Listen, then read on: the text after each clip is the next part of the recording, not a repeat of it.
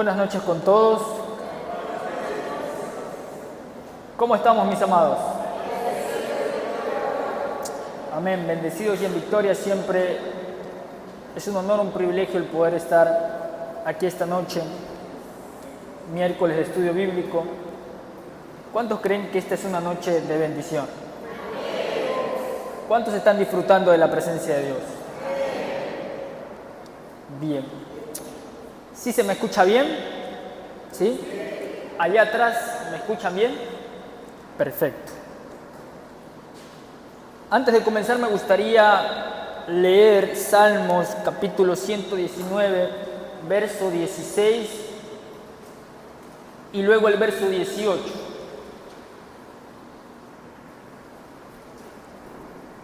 En nuestras Biblias, el libro de los Salmos,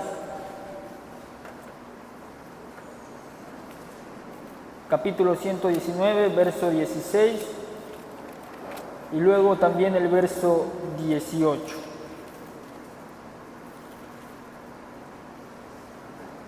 Dice así: me regocijaré en tus estatutos, no me olvidaré de tus palabras. Y el verso 18 dice: abre mis ojos y miraré las maravillas de tu ley. Este estudio, este capítulo y los que vienen juntos tienen una gran cantidad de tesoros maravillosos, muy lindos, muy bonitos. Hay misterio también, pero hay tesoros muy hermosos para nuestra vida. Y es mi deseo que este estudio Dios pueda llevar su palabra del papel, de las páginas, a nuestro corazón. Y vamos a orar para que estos tesoros no solamente deslumbren nuestras mentes, sino sobre todo avive la llama del Espíritu en nuestros corazones. Vamos a orar con este versículo, ¿no? El verso 16 y el verso 18. Sobre todo la parte en la que dice en el verso 18 que el Señor abra nuestros ojos para mirar las maravillas de su ley. Padre Santo, gracias, Señor, te damos por este tiempo. Gracias por tu presencia con nosotros en esta noche. Señor, tú eres bueno, maravilloso. Te alabamos y te adoramos. Te damos gracias, Señor, por tu infinito amor, por tu infinita misericordia, porque sin ti, Señor, no estaríamos en este lugar.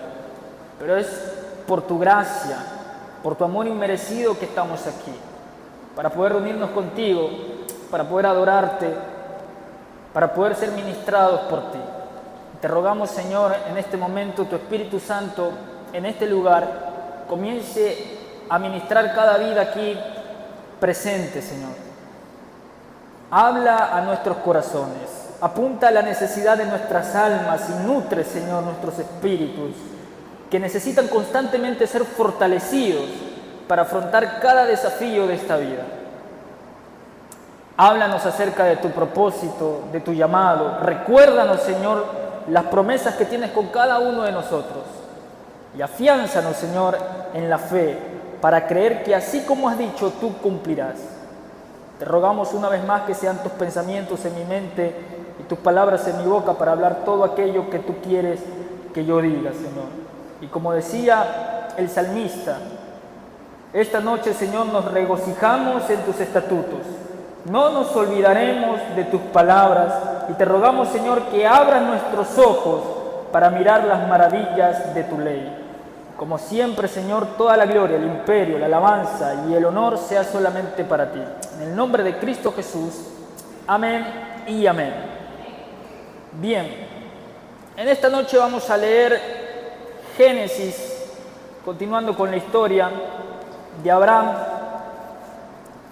Génesis capítulo 14, los versos 17 al 24. Recordemos que Abraham terminaba de ir a la guerra para liberar a Lot. Y vamos a leer los versos 17 al 24. Yo voy a leer el verso 17 y voy a rogar que ustedes me ayuden con el 18 y así sucesivamente hasta llegar al verso 24. Dice así Génesis capítulo 14, verso 17. Cuando volvía de la derrota de Kedorlaomer y de los reyes que con él estaban, salió el rey de Sodoma a recibirlo al valle de Sabe, que es el valle del rey.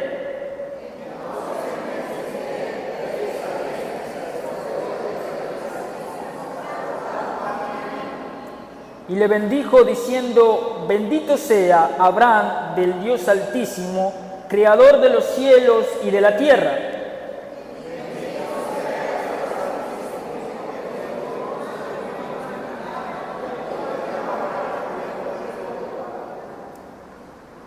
Entonces el rey de Sodoma dijo a Abraham: dame las personas y toma para ti los bienes.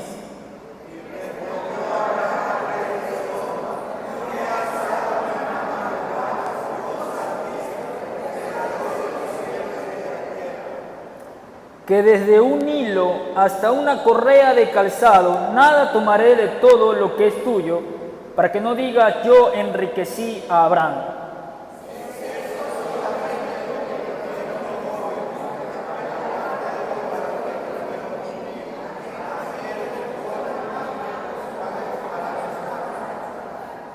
Bien. ¿Quién era Melquisedec? Según lo que dice ese pasaje.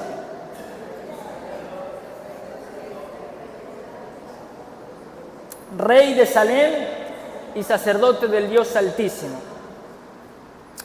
Hay más información en otros lugares, pero todavía no la buscaremos. ¿Qué título de Dios encontramos en este pasaje? El Dios Altísimo. ¿Ha escuchado ese nombre de Dios? El Dios Altísimo. Alguien alguna vez hizo un mal chiste, ¿verdad? Y dijo: ¿por qué las puertas de la iglesia son grandes? ¿Sí la han escuchado ese? ¿Por qué las puertas de la iglesia son grandes? Decían: para que pase el Altísimo. Les dije que era un mal chiste, ¿verdad? Pero hay algo que me sorprende de la palabra de Dios y es los misterios.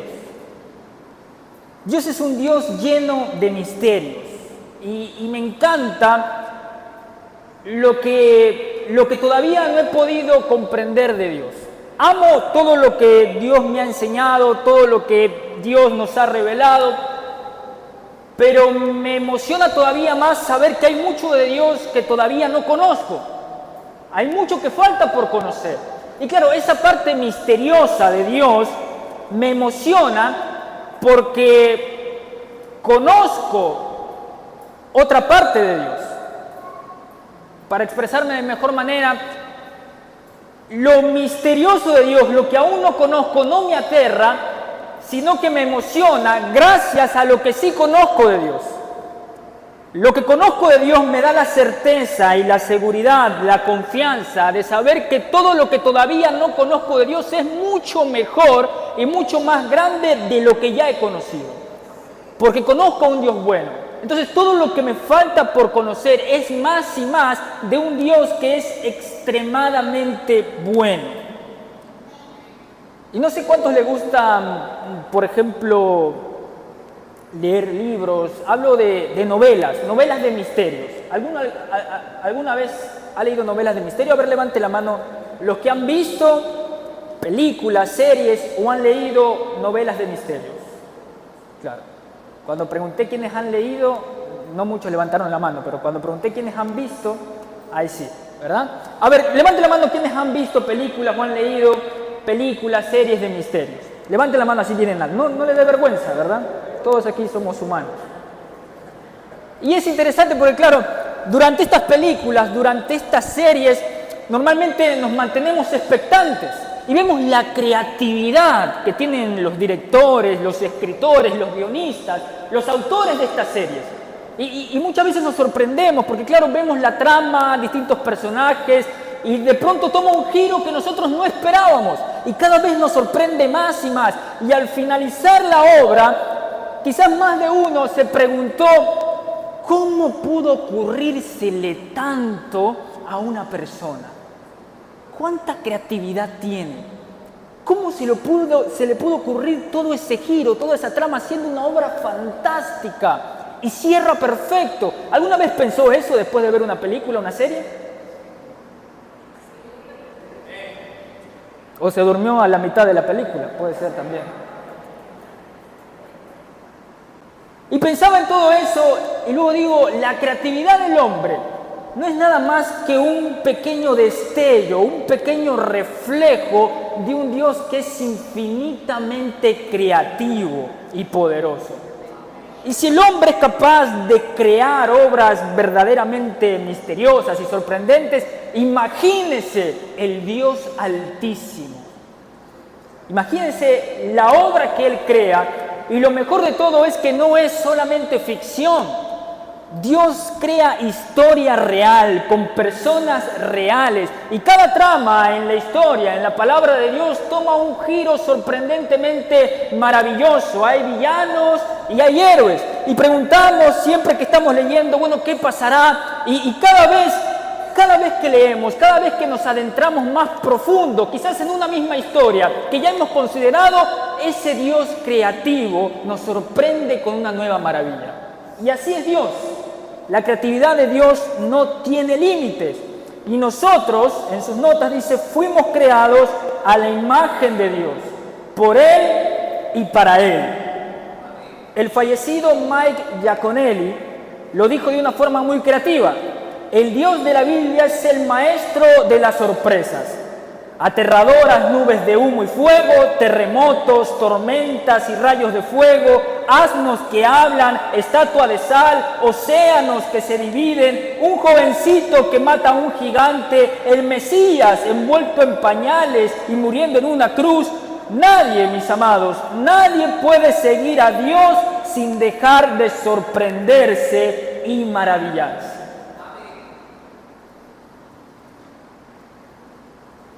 Y es normal que tengamos algunas preguntas sobre este texto. Hablando de misterios, la primera pregunta que se nos podría ocurrir en cuanto a Melquisedec es, ¿cómo puede ser, no sé si se lo preguntó alguna vez, cómo puede ser que aparezca de la nada un sacerdote de Dios en las páginas de Génesis 14? Cuando el sacerdocio todavía no había sido establecido oficialmente.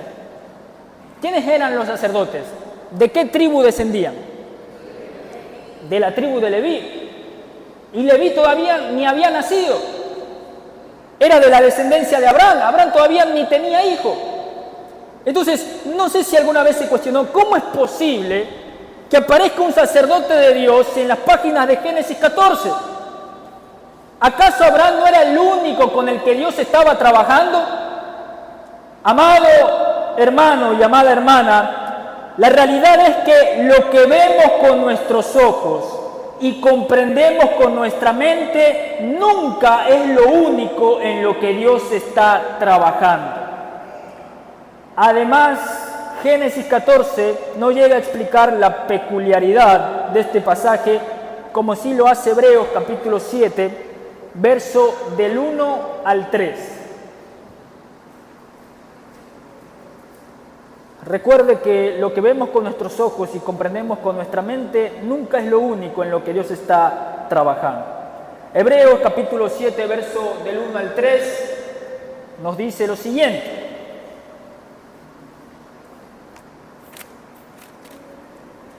Porque este Melquisedec, rey de Salem, sacerdote del Dios Altísimo, que salió a recibir a Abraham, que volvía de la derrota de los reyes, y le bendijo, a quien asimismo dio a Abraham los diezmos de todo, cuyo nombre significa primeramente Rey de Justicia y también Rey de Salem, esto es, Rey de Paz.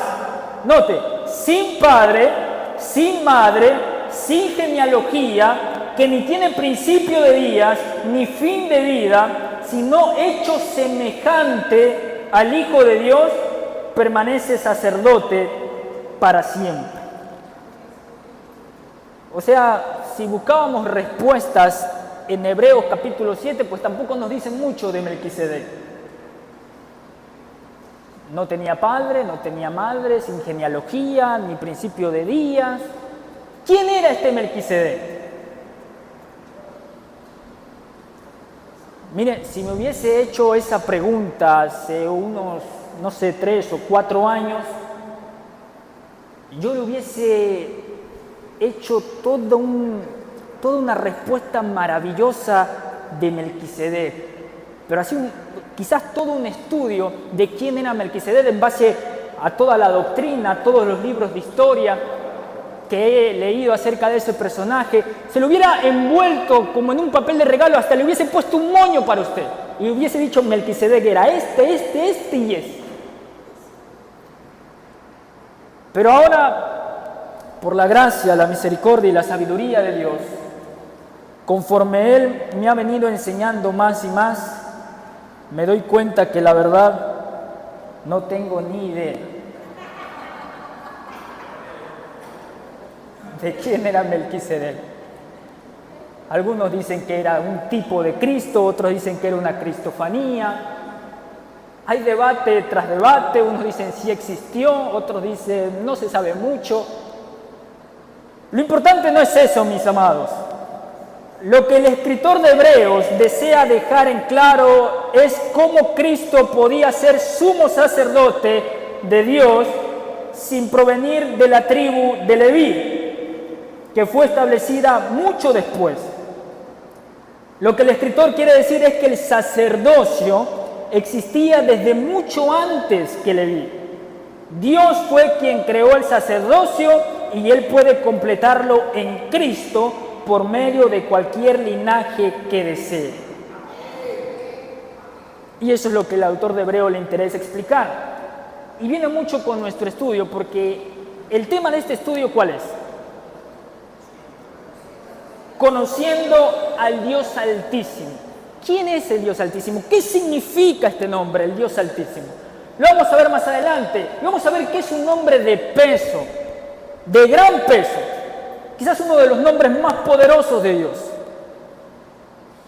Y como Dios es poderoso, Él hace y deshace como quiere.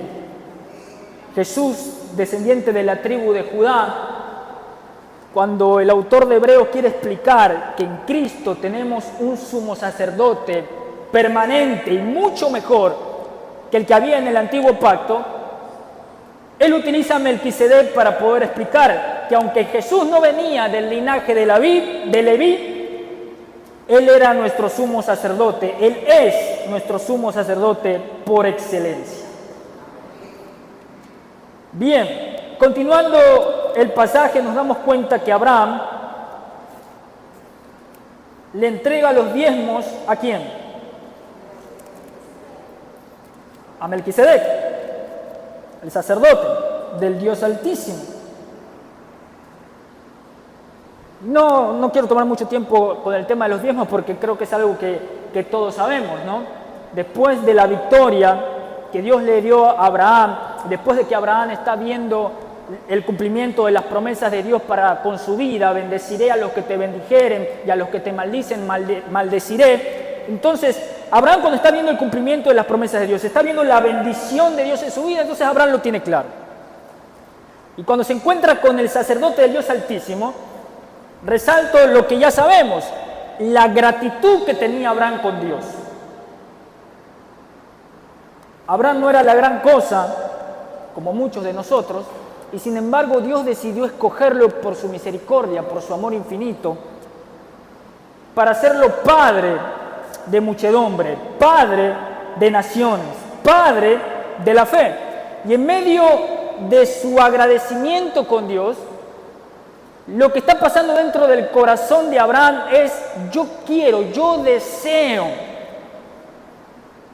si hubiese alguna manera de poder agradecer a Dios por lo bueno que ha sido conmigo. Y entonces aparece Melquisedec, sacerdote del Dios Altísimo. Entonces Abraham ve en Melquisedec la oportunidad de que, como no tiene a Dios físicamente ahí, pero sí tiene un representante de Dios en ese momento. Y entonces Abraham decide darle los diezmos a Dios a través de ¿quién? De Melquisedec, sacerdote del Dios Altísimo. Lo mismo se traduce para nosotros hoy en día. En nuestro sentir de agradecimiento a Dios, de todas las bendiciones, de todo lo bueno que Él ha sido con nosotros, ese agradecimiento se refleja en poder retribuir de alguna manera a Dios todo lo bueno que es con nosotros a través de nuestros diezmos, de nuestras ofrendas a la iglesia, la entidad que representa a Dios en la actualidad.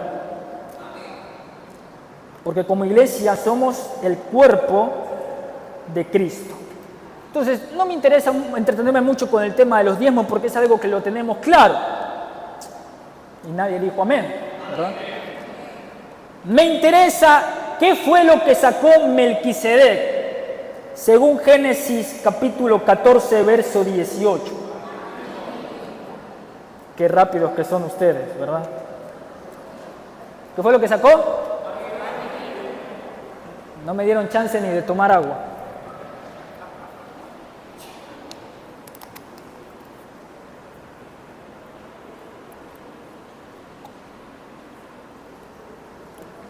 Pan y vino.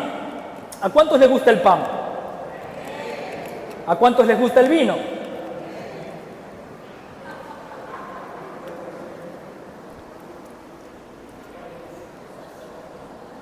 Está grabado, ¿verdad? ¿Por qué pan y vino? Podrían ser solo provisiones materiales, pero lo dudo mucho. El hecho que ya sabemos que el sacerdocio de Melquisedec prefiguraba el sacerdocio de Cristo y que Cristo instituyó el nuevo pacto en Lucas 22 con el pan y el vino, hace que lo más probable es que el pan y el vino de Génesis 14 no sean simplemente provisiones. Bajo el nuevo pacto, el pan representaba el cuerpo de Cristo y el vino la sangre de Cristo. Entonces, seguimos hablando de un Dios de misterios que aparentemente, de la nada saca un tipo de quien se dice no tenía padre, no tenía madre, ni genealogía, ni principio de días, alguien de quien no se sabe mucho. Lo pone como sacerdote del Dios Altísimo, cosa que también nos sorprende porque pensábamos que hasta ese momento solo Abraham tenía contacto con Dios. Y era él, no sé si lo recuerdan, el eje de todo lo que Dios iba a hacer después. Después iba a levantar a un pueblo de su hijo Abraham en la fe. Entonces, en medio de todo este misterio, aparece también el pan y el vino.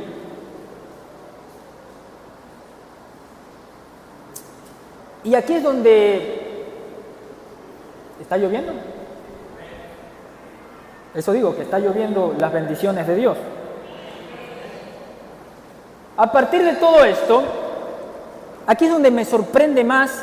¿Recuerdan lo que hablábamos del inicio? De los giros que toman las historias, de cómo Dios entreteje una historia con otra. Miren, en la Biblia hay un montón de referencias cruzadas y todas se cumplen con exactitud de detalle. Y el pan y el vino es una de esas referencias cruzadas. Imagínense que miles y miles y miles de años antes de que venga Jesús a establecer un nuevo pacto con el hombre, es decir, recién, ojo, y esto es lo que me sorprende, que recién Dios, en este punto de la historia con Abraham, recién Dios está estableciendo lo que se conocería como el antiguo pacto con Abraham, ¿sí o no? Y ni bien Dios está apenas estableciendo el antiguo pacto, ya está dando pistas de lo que vendría a ser el nuevo pacto con Cristo Jesús. Porque Melquisedec, que es figura de lo que después iba a ser Cristo, sacerdote del Dios Altísimo, que por cierto, la función del sacerdote era intermediar entre Dios y los hombres, llevar a la humanidad a conocer o a la presencia de Dios. Por eso es figura de lo que Cristo iba a hacer después. Y el pan y el vino que estaba dando Melquisedec a Abraham era solamente una pista de lo que sería el nuevo pacto, que poder conducir a la humanidad nuevamente a Dios sería solamente a través del cuerpo destrozado y la sangre derramada de Jesucristo. Y me sorprende en todo este misterio, en toda esta historia, cómo Dios no deja pasar ni un solo detalle. Es decir, Dios lo tenía ya todo planeado. Mientras establecía el antiguo pacto, ya Dios en su infinidad estaba dando figura de lo que sería el nuevo pacto a través de Jesucristo. Génesis 14, 18 nos presenta un hombre muy superior al del enigmático sacerdote. El Elión, él significa Dios altísimo, es Elión. Así es como se nombra a Dios en este pasaje, el Elión, el Dios altísimo. El título altísimo o Elión por sí mismo se utiliza muchas más veces en la Biblia que el título completo, Dios altísimo, pero la referencia general es la misma. Y este nombre tiene mucho significado. ¿Me recuerda cuál es el título de este estudio? ¿Cuántos quieren conocer al Dios altísimo? El Dios altísimo, el Elión, dentro de un contexto en el que las demás regiones, ciudades, eran politeístas, ¿recuerda lo que significa politeístas? Tenían varios dioses. Era muy común que cada dios se enfocara en una sola cosa. El dios tal para tal cosa. Este otro dios para esta otra cosa. No sé si me hago entender. Muy parecido a lo que muchos católicos hacen con los santos, ¿verdad? Ay, que Santo Tomás para no sé qué cosa, San no sé cuánto para esto otro. En medio de todo ese contexto politeísta, Dios se interesa en hablarle a los patriarcas, a Abraham, a Isaac y a Jacob, presentársele con muchos nombres.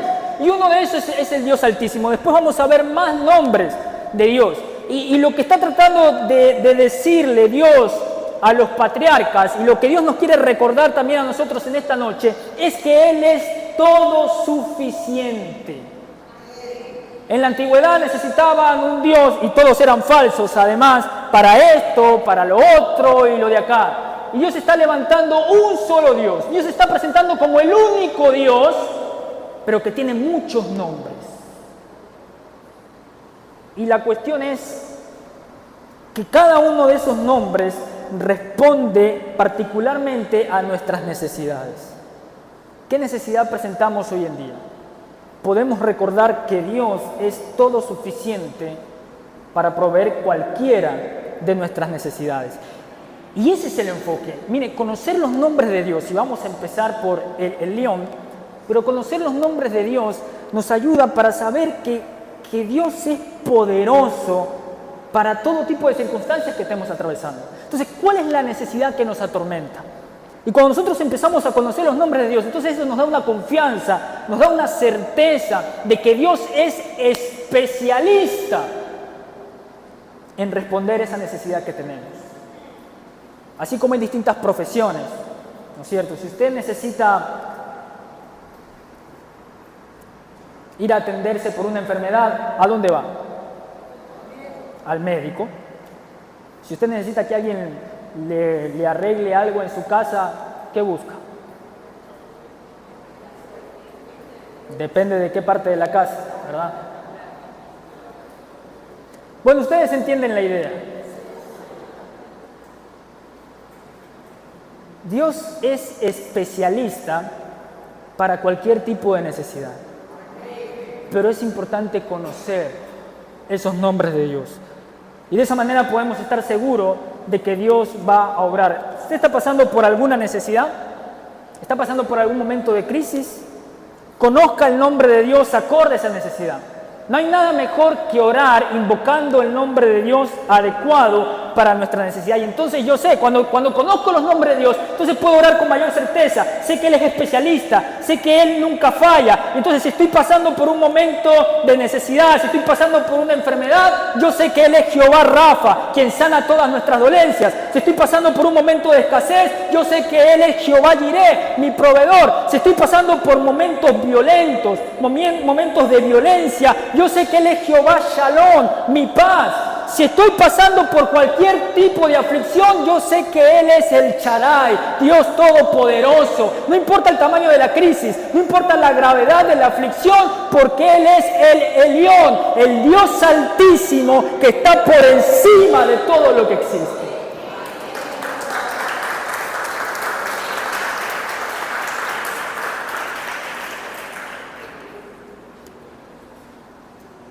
En este momento de su vida, ¿cuál es su mayor necesidad? Y respóndalo ahí de forma personal. En algún lugar de su palabra, Dios es llamado por un nombre que responde a esa necesidad. Si ya lo conoce, escriba ahí en el margen cuál es. Ojo, esta no es una prueba de doctrina, solo responda con lo que sepa. Usted tiene alguna necesidad específica, escriba esa necesidad. Y luego de los nombres de Dios que usted conozca, escriba ahí cuál cree que se asocia mejor con esa necesidad. Escriba lo que sepa. Y si usted todavía no conoce muchos nombres acerca de Dios, bueno, no se pierda estos estudios, porque del capítulo 12 al capítulo 50, que es de donde estamos llevando estos estudios, Dios se va a presentar con un montón de nombres. Y de pronto, ¿quién quita que entre esos nombres está justo el nombre que Dios desea para manifestar su milagro en medio de la necesidad que usted está atravesando?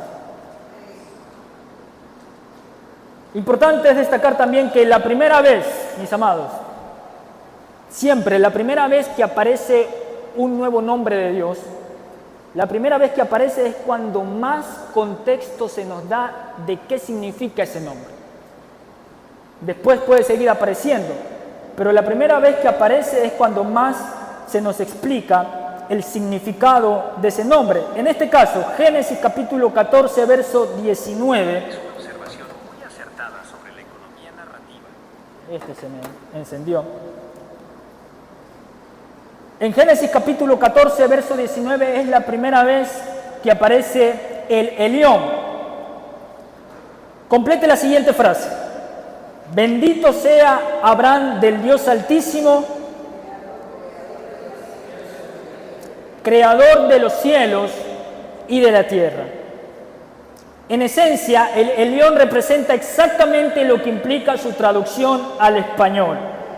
El Dios Altísimo, es decir, que está por encima de todos los demás. Nadie puede tocarlo, nadie puede compararse con Él, trasciende todas las cosas y todos los títulos. Es el creador y poseedor de los cielos y de la tierra. Es un Dios para todas las personas. ¿Qué quiere decir el Elión, Dios Altísimo? Que Dios está por encima de todo.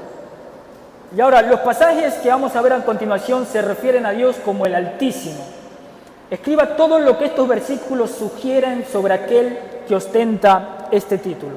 Daniel capítulo 4, verso 17.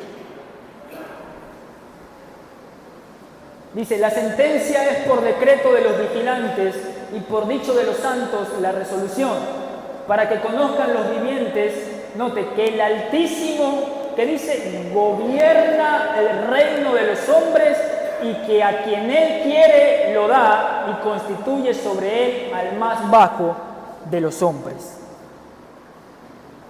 Y los que somos bajitos decimos amén.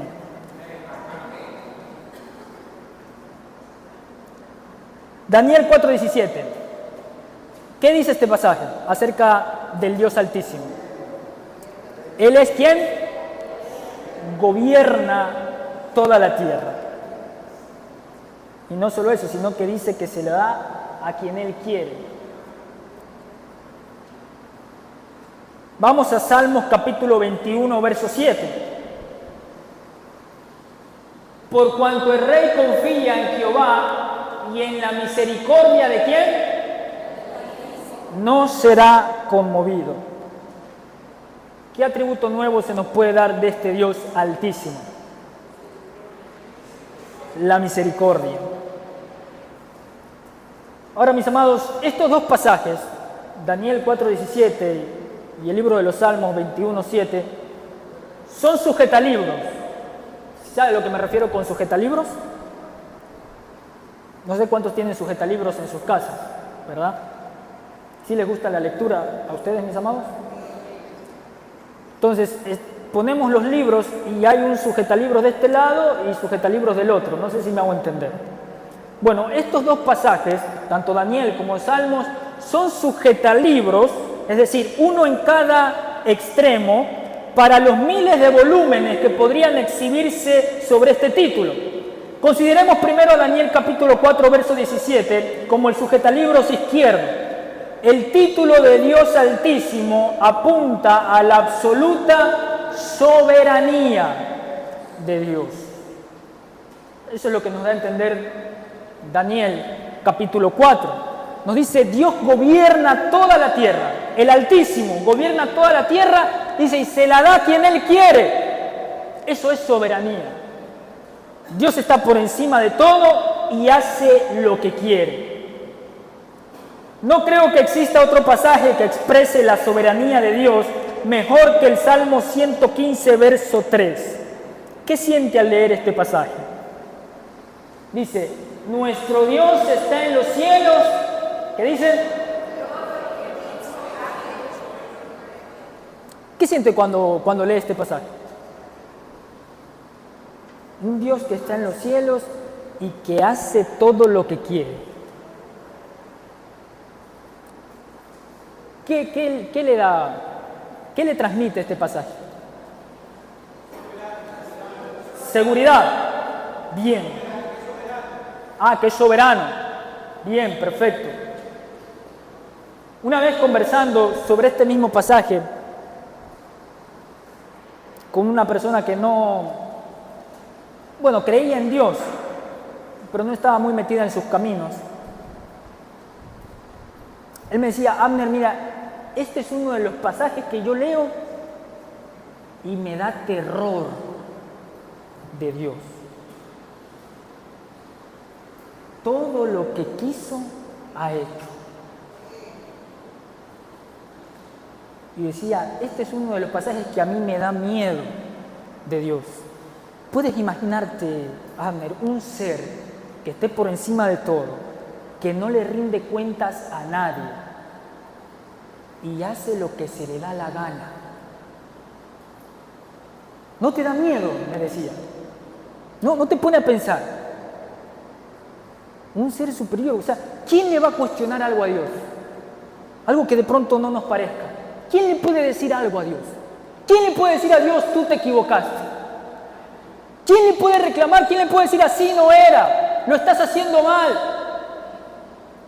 Si todo lo que quiso, ha hecho y lo sigue haciendo. Y yo me ponía a pensar, ¿no? Y dije, wow, nunca lo había visto de esa manera, ¿no? Y luego entendí por qué nunca lo había visto de esa manera. Y es por el siguiente sujetalibro que tenemos a la derecha. ¿Recuerda Salmo 21:7? ¿Cuál era el atributo? La soberanía de Dios, mis amados, nos aterra solo si no estamos seguros de su misericordia. Usted y yo haremos bien en recordarnos diariamente cuánto nos ama Dios. Solo en la medida que permanezcamos en su misericordia podremos regocijarnos en su soberanía. ¿Cuántos se gozan de la soberanía de Dios? ¿Cuántos se sienten tranquilos porque tienen un Dios que todo lo que quiere lo hace? Eso es porque confiamos en su misericordia. Por eso son los dos extremos del sujetalibros. El Dios Altísimo es un Dios soberano y es un Dios misericordioso. Todo lo que usted no entienda de Dios, cualquier pregunta, acerca de su obrar, cosas que usted todavía no ha terminado de comprender, de conocer acerca de Dios, siempre póngalo entre esos dos sujetalibros. ¿Por qué sufren los justos? Soberanía de Dios. ¿Por qué al malo parece que le va bien? ¿Por qué al más vil pecador Dios todavía lo alcanza y lo salva? Como el ladrón en la cruz. Misericordia de Dios. Entonces, cualquier pregunta, cualquier inquietud que tengamos, cosas que todavía no podemos comprender de la soberanía de Dios, confiemos en su amor y su misericordia. ¿Estamos, mis amados? Ya para terminar, el Elión, Dios altísimo, el que reina cuando los reyes caen, el que permanece cuando los imperios se disuelven, el que sostiene la historia cuando todo parece fuera de control. Amados, su soberanía puede estremecer al corazón que duda, pero se convierte en descanso para el corazón que confía. Porque el mismo Dios que gobierna los cielos es el Dios que ofrece pan y vino, cuerpo entregado y sangre derramada, acceso abierto, misericordia abundante.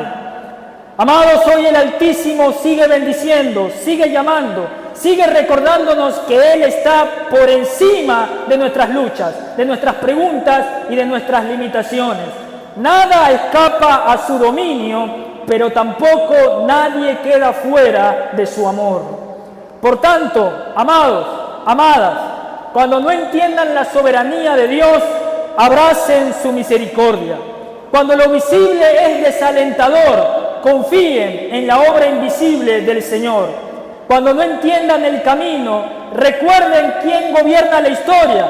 Cuando la incertidumbre quiera robarle la paz, recuerden que el Dios Altísimo está por encima de todo. No ha perdido el control ni lo perderá jamás. Amén y amén.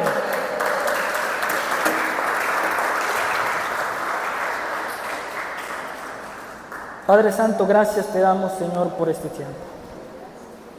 Gracias, Señor, por tu palabra y la oportunidad que nos das de poder profundizar acerca de uno de los nombres más poderosos que podemos encontrar en tu palabra. Tú eres, Señor, el Elión, el Dios Altísimo. No importa lo grande que pueda parecer nuestra crisis, no importa el gigante que podamos enfrentar, no importa el tamaño de la incertidumbre que golpea nuestras almas, tú estás por encima de todo. Nada se escapa de tu control. Todo lo que quieres, lo haces. Y esa es nuestra seguridad. Tu soberanía es nuestro gozo porque abrazamos tu misericordia. Y Padre, yo te ruego que este nombre no solamente se quede en un papel, que verdaderamente podamos vivirlo y disfrutarlo. En medio de la aflicción, recuérdanos, tú eres el Elión. En medio de la crisis no hay nada que pase por encima de ti, pero todo está debajo de tus pies. Gracias, Señor, te damos por tu palabra y gracias porque sabemos que tú tienes el control de todo, que estás por encima de todo, nunca has fallado y nunca fallarás. En este tiempo, Señor, también queremos entregar delante de tu presencia nuestros diezmos y nuestras ofrendas. Gracias, Señor, por recordarnos lo que Abraham sentía en su corazón. En medio de las múltiples bendiciones, lo agradecido que estaba su corazón al ver tu bondad, era tanto el deseo de poder ofrecerte algo. No sabía cómo y tú proveíste la manera de poder rendirte gratitud y adoración. No porque lo necesites, pues tú eres dueño del oro y de la plata, pero sí necesitamos nosotros, Señor, tener conciencia de que todo lo que tenemos, todo lo que poseemos y lo bendecido que estamos es gracias a la misericordia de Dios. Y te ruego, Señor, que tú puedas recibir con olor fragante nuestros diezmos y nuestras ofrendas. Y gracias por las bendiciones que se añaden a mi vida conforme a tus promesas. En el nombre de Cristo Jesús. Amén.